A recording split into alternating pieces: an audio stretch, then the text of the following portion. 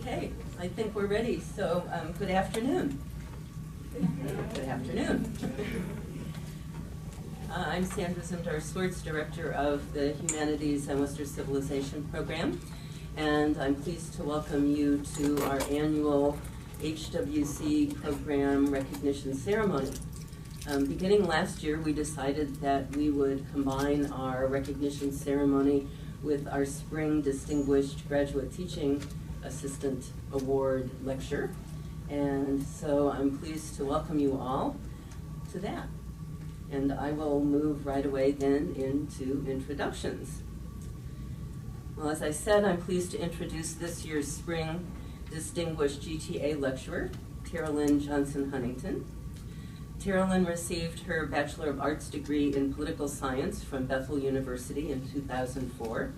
As part of her undergraduate curriculum, she spent the spring of 2003 in the Oxford Study Abroad program.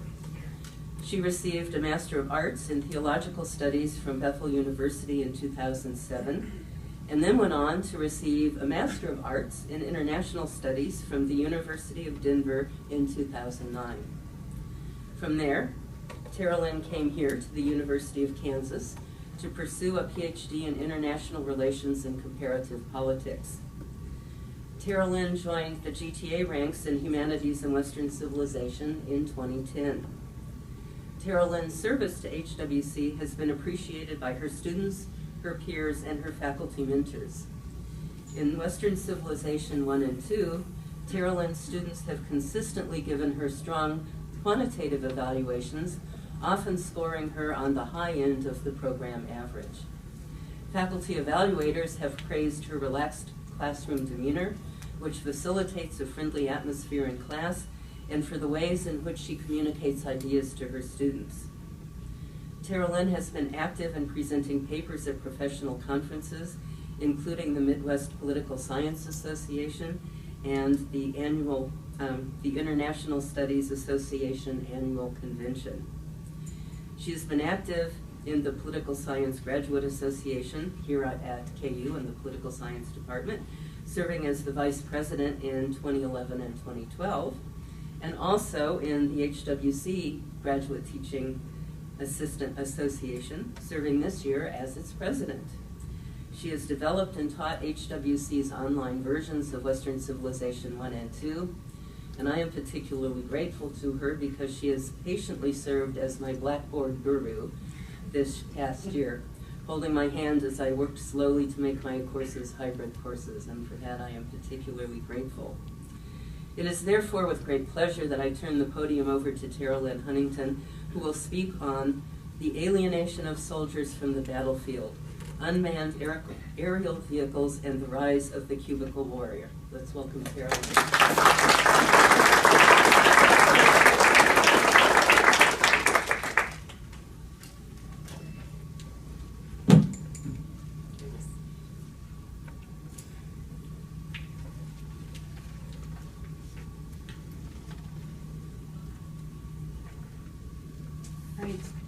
Thank you, Sandy, for that gracious introduction. I'm not sure I deserve it, but that's okay.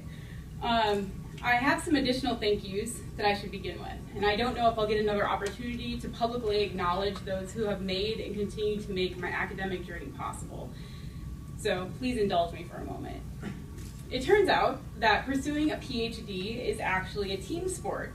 And while I'm the one who will get the degree, the achievement will have been impossible without a rather impressive support system. First, thanks to each of you for attending today. I know that many of you are here under the promise of end of the semester extra credit, but I'll take generally conscious bodies in chairs if it fills the room. Your attendance artificially inflates my ego. Next, thank you to the Humanities and Western Civilization Department and the faculty who selected me for this honor about a year ago. I'm about to complete my 4th year of teaching for HWC, and I genuinely appreciate the opportunities that have been allotted to me through this position. I have learned so much about building collegiate level classes, departmental service, and, I hope, conveying the importance of studying the development of Western thought and culture to my students. On that note, thank you also to my students, many of you are here today under the promise of extra credit, who inspire me, make me laugh, and generally tolerate my slow but intentional grading process. I would also like to recognize and thank my dissertation advisor, Dr. Brent Steele, who isn't here today because he is now the Vormuth Presidential Chair in the Department of Political Science at the University of Utah. From afar, he challenges me to be better and endures my general tomfoolery. Finally, I'd like to thank my family members who are here today. My dad, the Reverend Dr. Terilyn Johnston, who impressively completed his doctorate in 4 years, which makes me look really lazy. My mom, Linda Johnston, who teaches middle school English, and that officially qualifies her for sainthood. My 2-year-old son, Bennett, who is asleep in the stroller over there, and if he wakes up in the middle of this, you will know it. You'll be very disoriented. Who has caused my tenure at the University of Kansas to be a little longer than expected, but who brings me incredible amounts of joy every day, and whose insatiable love for books has caused me to memorize Llama Llama Red Pajama. And finally, to my husband of nearly 10 years, Paul Huntington, who supports and encourages me, proofreads my essays, and actually stays up with me when I have to pull an all-nighter. Seriously, he's a good guy. He also moved a whole bunch of chairs for you guys, unprompted. He's a problem solver, that one. All right, now on to the main event. Covertly, I think, I spend a decent amount of time attempting to convince my students that the works they are assigned in HWC 204 and 205 are relevant today. I hope that this lecture can show you how we can use seemingly ancient concepts to address contemporary issues. The theoretical premise of this project, the alienation of soldiers from the battlefield, unmanned aerial vehicles, and the Cubicle warrior, has its roots in a lecture that I was commissioned to give on Marx for Professor Chris Forth's HWC 205 course in the spring of 2011. In the midst of researching the philosophic underpinnings of Marx's Communist Manifesto, I encountered his theory of alienated labor, which was written in 1844, about 4 years before the writing of the Communist Manifesto. And I'll explain that theory in a little bit. That same semester, I was taking a course from Brent Steele on critical security, which has become an incredibly formative classroom experience for my Ph.D. research. I've been interested in the impact of technology on warfare for a long time, and I was, and am, especially interested in the tactical utilization of unmanned aerial vehicles in the global war on terror. It was reading Jane Mayer's 2009 New Yorker article, The Predator War, which describes the geographic distance between UAV pilots stationed in the United States and the missions that they conduct in Afghanistan, Pakistan, and Yemen, that caused me to wonder if I could use Marx's alienation of labor to explain this sort of distance warfare as an alienated way to wage war. Before I explain the application of Marx's theory to UAV warfare, let's talk a bit about the reasons why distance, or casualty-averse warfare, has become the American way of war, as KU military historian Adrian Lewis argues. From the development of the longbow to the catapult to the long-range missiles, part of war's strategy has been to place as much distance as is possible between combatants while maintaining casualty capability and efficacy. When done successfully, to the chagrin of 1,000 years of just war theorists, an asymmetry of capability is established, meaning that one side has more destructive firepower than the other, increasing the likelihood of success for he who holds the most firepower. Thus, Western militaries work tirelessly to develop technologies that reduce risk to soldiers by removing them from harm's way. An expert in technology and warfare, P.W. Singer, observes that, quote, each new technology has pushed soldiers farther and farther away from their foes, end quote. The result is that Western militaries must utilize more air power and more soldier-less technologies to present war as clean to the public on the home front. Political scientist Michael Ignatieff adds that the object of war is to, quote, destroy the enemy combatant at long range, accelerating a long-standing trend. The battlefield has been emptying for centuries. Within the American context, the increasing availability of information through the 24-hour news cycle lowers public willingness to accept casualties in warfare. This is commonly referred to as the CNN effect.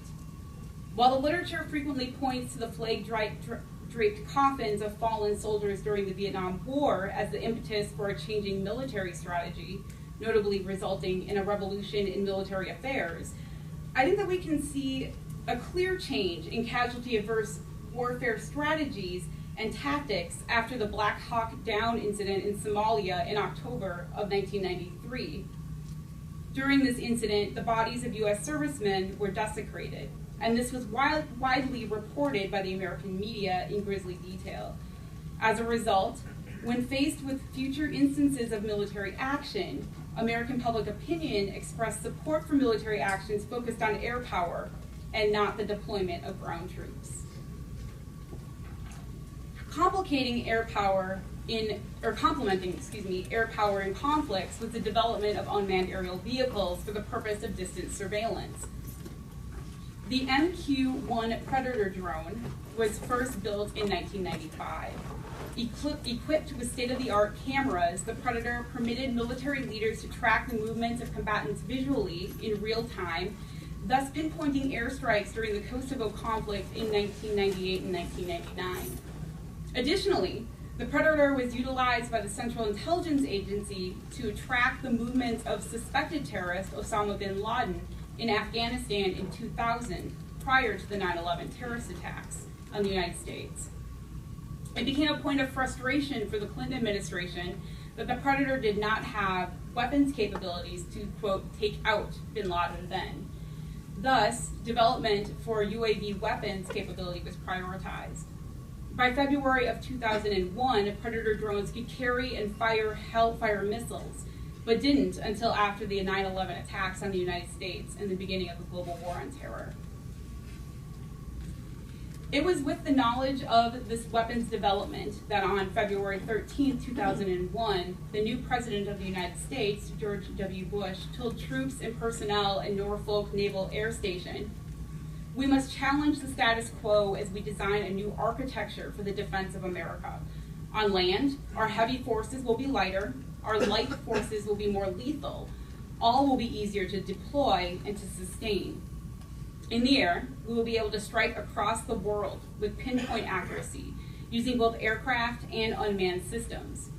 On the oceans, we will connect information and weapons in new ways, maximizing our ability to project power over land. In space, we'll protect our network of satellites essential to the flow of our commerce and the defense of our common interests." You can see that even before 9/11, it was clear that UAVs would have a prominent placement in future conflicts. Now it appears that they are here to stay.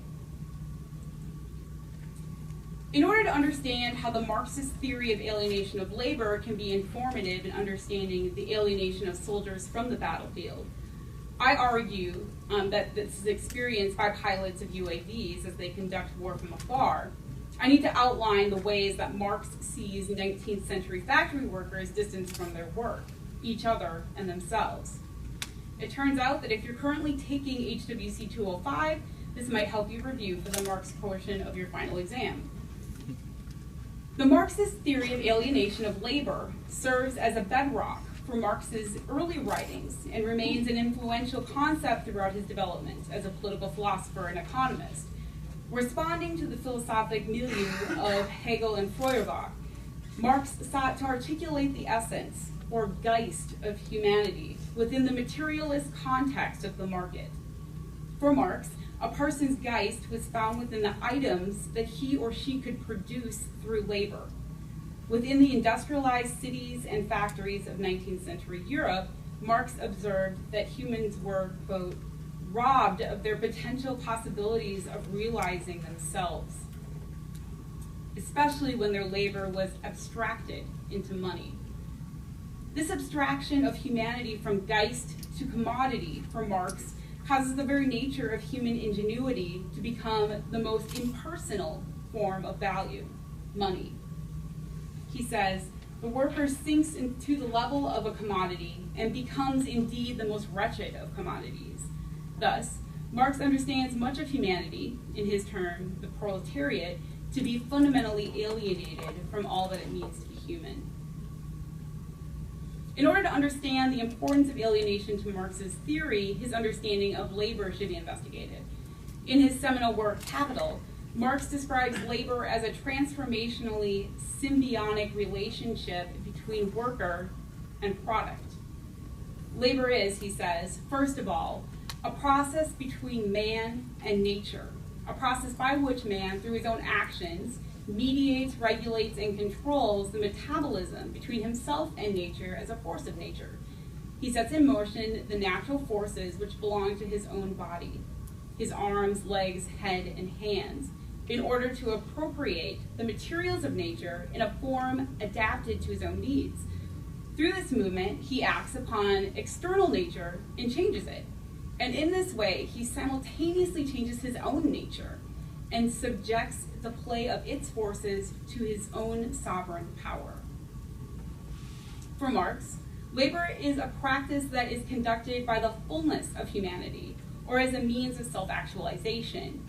It is an engagement not only of an individual's hands, but of his or her entire body. As one's labor and production becomes property of someone else, an employer, he or she becomes reduced to mere body parts. He or she becomes alienated, separated from the act of creation from his or her holistic body.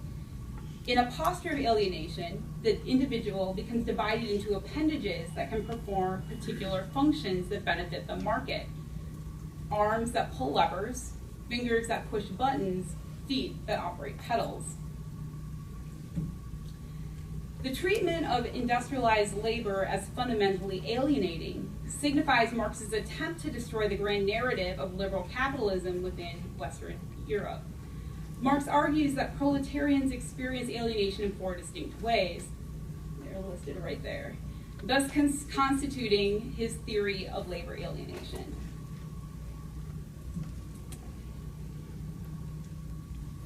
First, through labor in capitalist economies, workers are alienated from production. Marx argues that the mechanistic formulaic creation of goods in factories results in products that lack the distinction of handcrafted goods. Marx is especially dismayed by the alienation of the worker from production. He argues that in the Communist Manifesto, owing to the extensive use of machinery into the division of labor, the work of the proletarians has lost all individual character and, consequently, all charm for the workman. He becomes an appendage of the machine, and it is only the most simple, most monotonous, and most easily acquired knack that is required of him. Marx suggests that through this type of alienation, the worker becomes entirely disassociated from the entity of production. The product belongs to another, and thus symbolizes, quote, the loss of his self. This is the contemporary distinction between a chair purchased from an artisan, the one in the top, or a chair purchased from IKEA. That's the full-wing chair. I own 3 of them. The artisan chair possesses the unique idiosyncrasies and imperfections of human craftsmanship. While the IKEA chair is uniform, factory-produced, cheap, it is unlikely that the IKEA factory worker takes a special pride in the spindles that he or she passes down the assembly line. In fact, it's quite possible that the materials for the same chair are produced in factories throughout the world. The IKEA factory worker might not know what the assembled chair even looks like, aside from the catalog photograph, while the artisan chair maker might have the end product in mind from the onset. Second, Marx identifies the disassociation right there, alienation, strife, angst. Second, Marx identifies the alienation of the worker from the act of working. Because there is no intrinsic value in the products produced for the worker, the act of working itself cannot meet the human need, well, he's got good lungs, for fulfilling labor. While labor in this way may satisfy the worker's physical needs through wages, it does not meet the need for personal creativity and gratification. Control over the work environment and engagement is lost. The laborer's activity, as philosopher Gajo Petrovic argues, becomes for him an alien activity, an activity in which he does not affirm, but denies himself, an activity which does not free, but subjugates him. It is the physical and the spiritual subjugation under the capitalist labor ethos that Marx later argues must be escaped if humanity is to be truly realized. This is a cultural understanding that one works in order to earn periods of leisure and or fulfillment. Marx feels that this sort of compartmentalization is what propels feelings of alienation. He says, the worker therefore only feels himself outside of his work, and in his work feels outside of himself. He feels at home when he is not working, and when he is working, he does not feel at home. Third, Marx suggests that the worker is alienated from his or her very essence, or, as Marx co-opts the Hegelian term, species life, or Geist. This form of alienation is the result of the previous two. If humanity has lost control of and resonance with the product it creates and the means by which it is created, then humans have also lost connection with the essence of being human. He says, in tearing away from man the object of his production, therefore, estranged labor tears from his species life, his real objectivity as a member of the species. The impact of this alienation is stark: dehumanization. What then does the alienated human become? For Marx, the divorce of the person from the product and production is to observe human mechanization. The worker becomes indistinguishable from the machine. Marx states that the labor-alienated human actually becomes an appendage of the machine. Thus, Marx sees the very entrance of machinery into the workplace as the ultimate instigator of alienation of the worker from him or herself. Alienation is made worse by the entrance of machines into production because machines automatically perform all the interesting parts of the work. They render the proletarian's activity to be dull and repetitive. As technology is increased, the engagement of the worker in the labor process is decreased, and his or her necessity as an active participant is decreased. Finally, Marx sees alienation as transferring from understanding of the self to relationship with the other. At this level, the worker becomes alienated from other workers.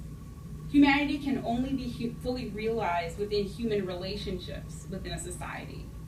We might remember from HWC 204 that Aristotle famously asserts in politics, anyone who cannot form community with others or who does not need to because he is self-sufficient is either a beast or a god. As Marx observed 19th century Europe, he became increasingly concerned that the economic structures had fused themselves within expressed relationships between people. This, he believed, was a direct result of alienation experienced within work life. Despite a person's best interest and best efforts, work issues rarely remain enshrined at the office, in the factory, or in the classroom, as we all know, right? And filter into home and private life. He says, the bourgeoisie has left remaining no other nexus between man and man than naked self-interest, than callous cash payment. It has drowned the most heavenly ecstasies of religious fervor, of chivalrous enthusiasm, in the icy waters of egotistical calculation. Marx observes a commodification of relationships, which produces friendships and marriages that are based on economic convenience. This type of alienation ingrains itself deep within the fabric of society and affects its functionality on all levels. The alienated society is a dysfunctional society of commodity-based relationships, power differentiations between social groups, and unfulfilled people.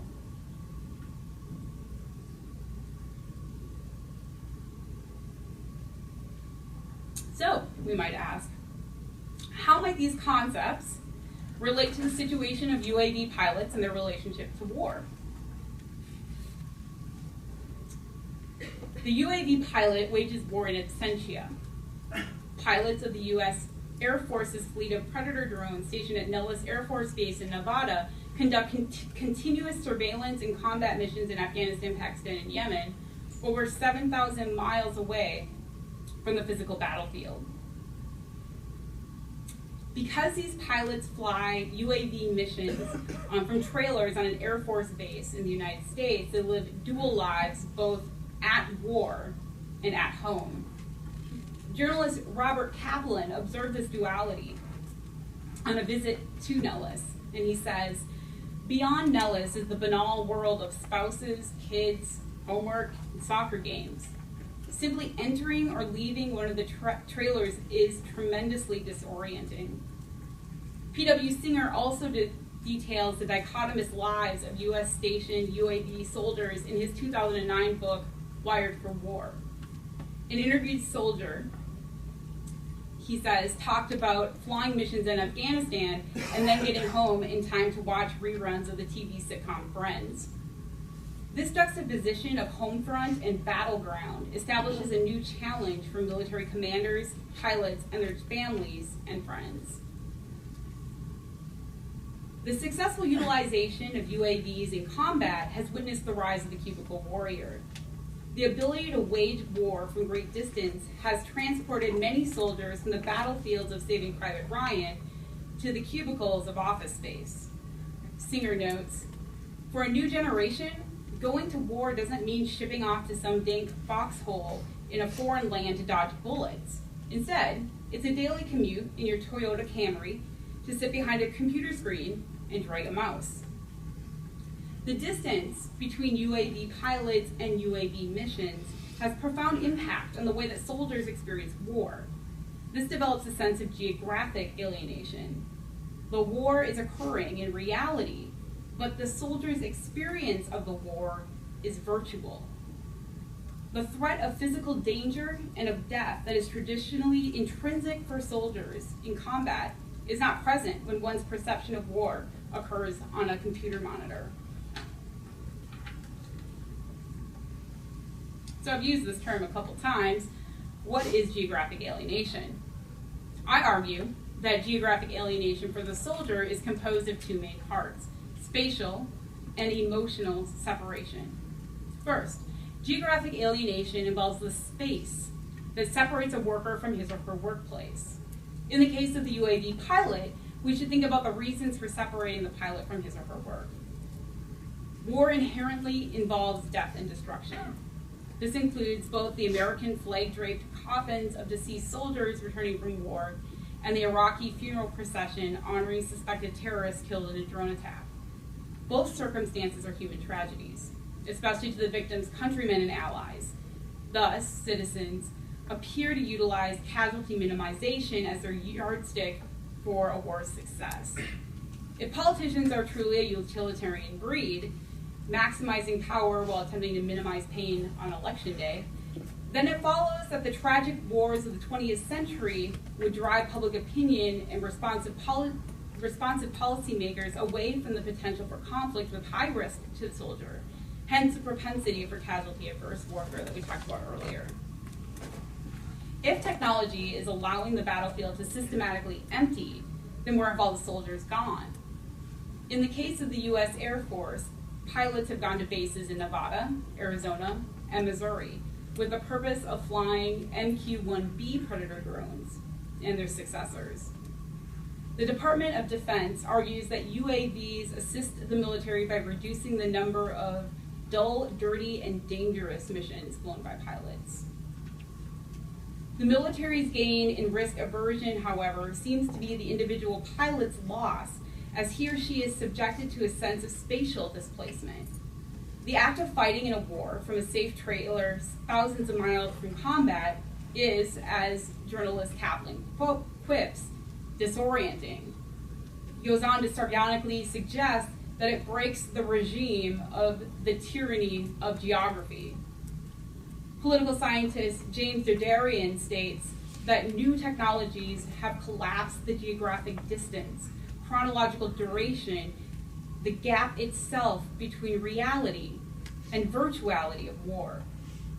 Fundamentally, distance fighting can be considered spatial deconstruction.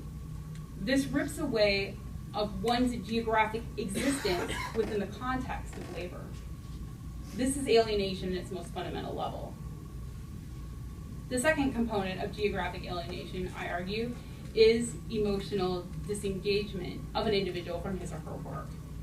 For the pilots that we're focusing on in this talk, the battleground is no longer a holistic sensory experience. The traditional soldier can relate to his or her surroundings by what he or she can hear, see, taste, touch, and or smell.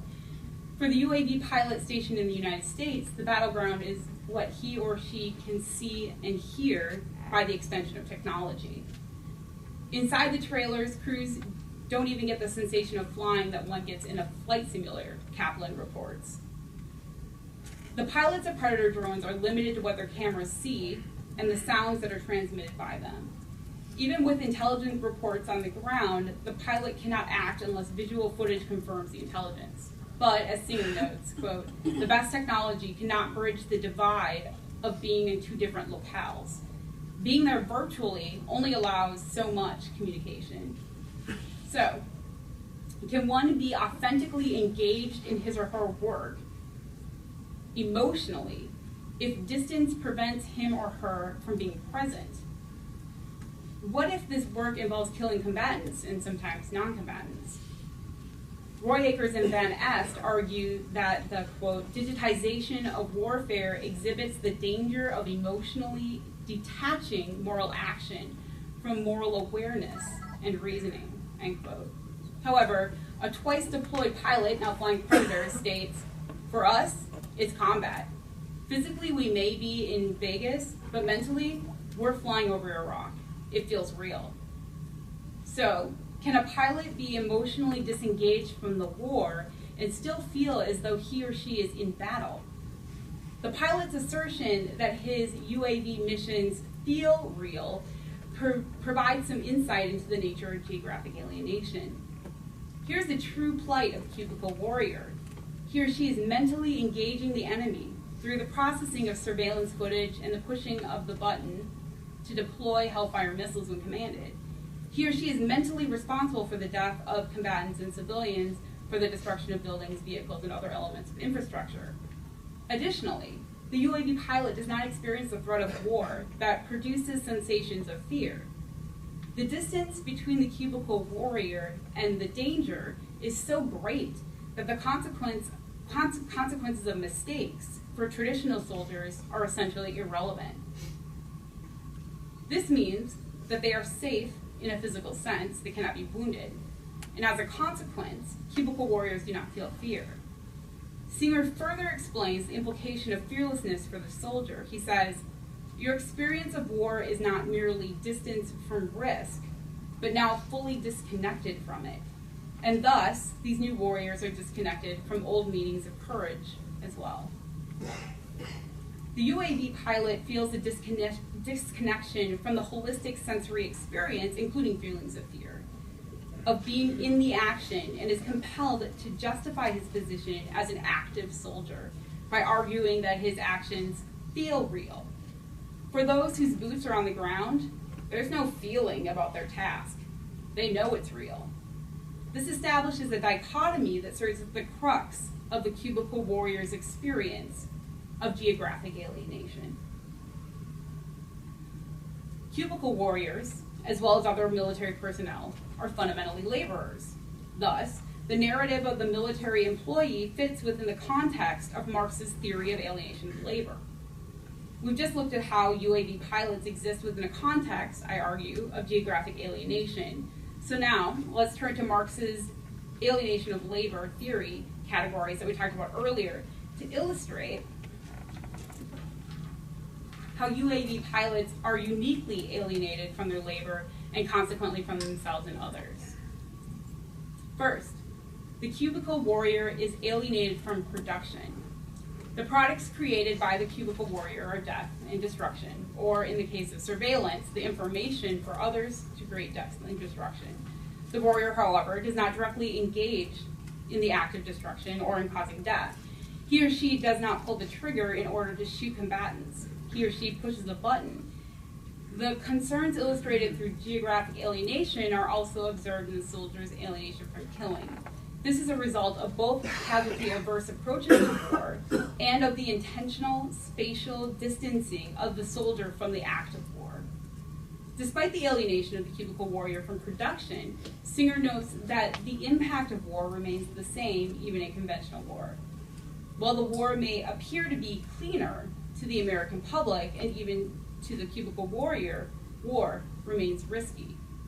Singer says that, quote, even with robots and other new unmanned technologies, war is still about using violence to make the other side do what you want, end quote. This inflames the alienation for the cubicle warrior. War may appear safe to him or her, but in reality, it's not.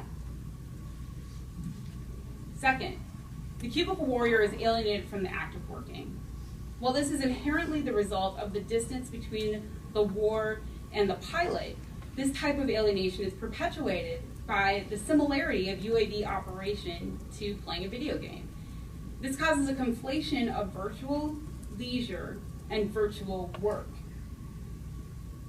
Singer notes that for newly recruited soldiers, those who have been playing video games throughout their teenage years, there may not be a huge contrast between the experience of playing a video game and that of actually being a cubicle warrior. Singer even recounts an anecdote of a retired Army colonel who thanked a Rotary Club attendant for, quote, contributing to the training of his troops by allowing their children to play video games. The sense of alienation is furthered by the fact that cubicle warriors confess to playing war-themed video games in their downtime as well. The distance between virtual leisure and virtual work is decreased almost to a point of fusion between the two worlds. If one's leisure life is executed in the same way as his or her work life, it becomes difficult, or it might become difficult, to tell the difference. While one could respond with the affirming adage, do what you love and you'll never work a day in your life, this becomes troubling when human lives are authentically risked in one world and fictionally risked in another. In this scenario, Roy Akers and Van Est observed that the cubicle warrior no longer would be aware of the fact that he or she is actually involved in a real war. It is already hard for a cubicle warrior to distinguish between a war game and operating a drone. Additionally, the components used to perform work for the cubicle warrior are very similar to those utilized with video gaming systems, further complicating the ability to move from the virtual work to virtual leisure. From headsets with microphones to joysticks and keyboards, executing a Predator drone strike in a trailer on an Air Force base looks physically similar to playing Call of Duty in one's living room.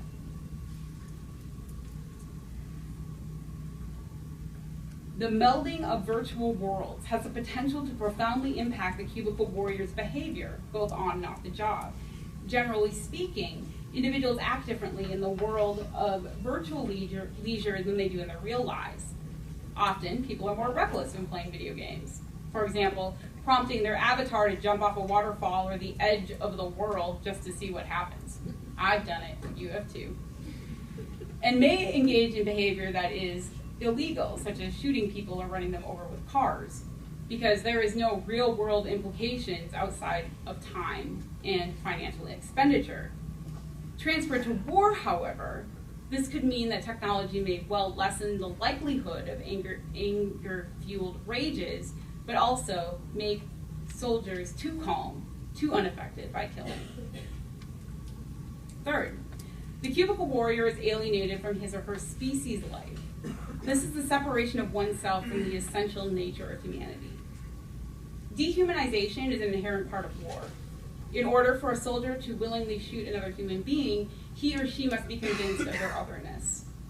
The abstraction of life from the adversary is all the more profound for the cubicle warrior because, as Roy Aker and Van Est note, he or she is, quote, focused on the outcome, targeting of blips on a screen, and might not be fully consciously aware that these blips are human beings. Mayer reports that the blips on the screen after an attack can often be seen running for cover, which has earned them the term has earned them the term of squirters. And as the title of a recent art installation in Western Pakistan tells us, bug splats. If the value of human life is reduced to an icon on a computer screen, then the responsibility for taking that life is never authentically felt and processed. James Derderian talks about this lack of responsibility in relation to war simulation, but his concerns are just as relevant for the role of the cubicle warrior engaged in the throes of distance combat. He says, in this high-tech rehearsal for war, one learns how to kill, but not how to take responsibility for it. One experiences death, but not the tragic consequences of it, end quote. Additionally, Singer reports that Air Force personnel have noticed how the virtual setting could make it easy for drone operators to forget that they are not gods from afar and that there are real humans on both ends. Neglecting to recognize the impact of death at any level signifies a loss of something fundamental to one species' life, an understanding of its inherent sanctity. Finally, the cubicle warrior is alienated from other workers. The experience of the UAV pilot who is simultaneously in war and out of war is alienating in two distinct ways. First, there's an alienation between warriors who are on the ground and those who are fighting from the United States. Second, there's alienation between the cubicle warrior and his or her immediate family. The cubicle warrior experiences alienation from other workers.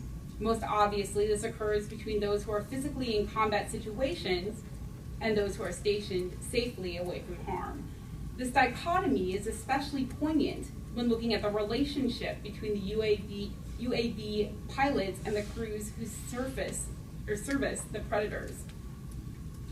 Often, these individuals are defense contractors from private security firms, like Academy, which is formerly Blackwater.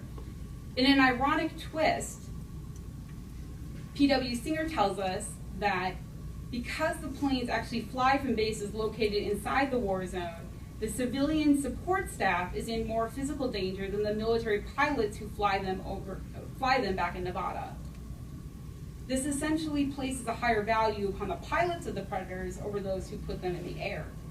This discrepancy in value alienates not only the cubicle warrior, but also the individuals who make their jobs possible. Additionally, alienation occurs between traditional soldiers who rely upon the UAV pilots for intelligence and the UAV pilots who are limited by the capabilities of the technology. Singer recounts a situation in which a team of special forces soldiers in Afghanistan were tracking combatants in their territory with the aid of a predator. And he says that the operator pulled the UAV out because of bad weather.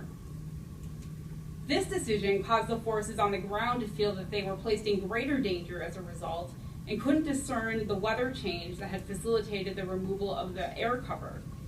The team's officer, quote, didn't see it as a fellow warrior making the call, but some guy sitting in Vegas rushing to take his kids out to a soccer game. And 2 years later, I still want to be able to stick my finger in his chest and explain to him how we do business.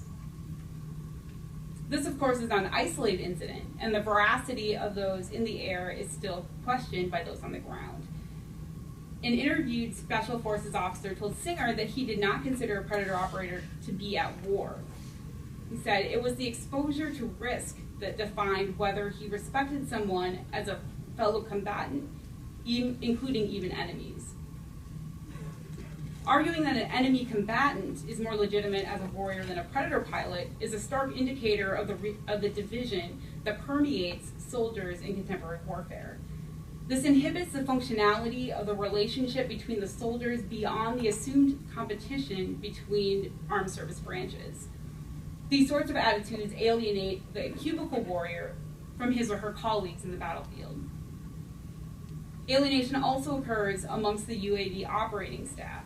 Often individuals from across the country and world are working together on a single mission. They're connected to one another through microphones and chatting capabilities through computer software.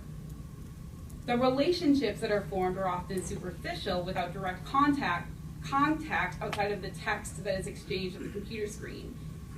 For the cubicle warrior, gone is the military team cohesion that is observed in the TV miniseries Band of Brothers.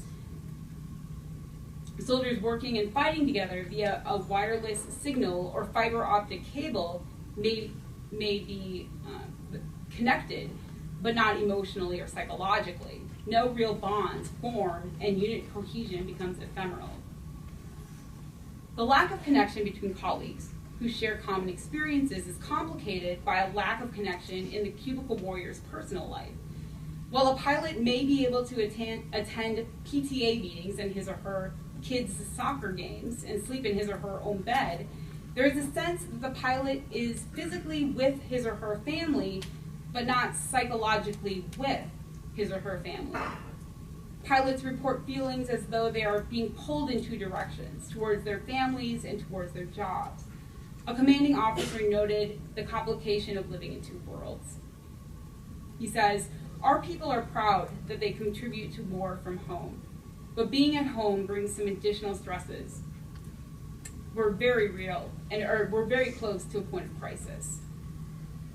Additionally, reports of post-traumatic stress disorder have risen among former and current pilots of UAVs.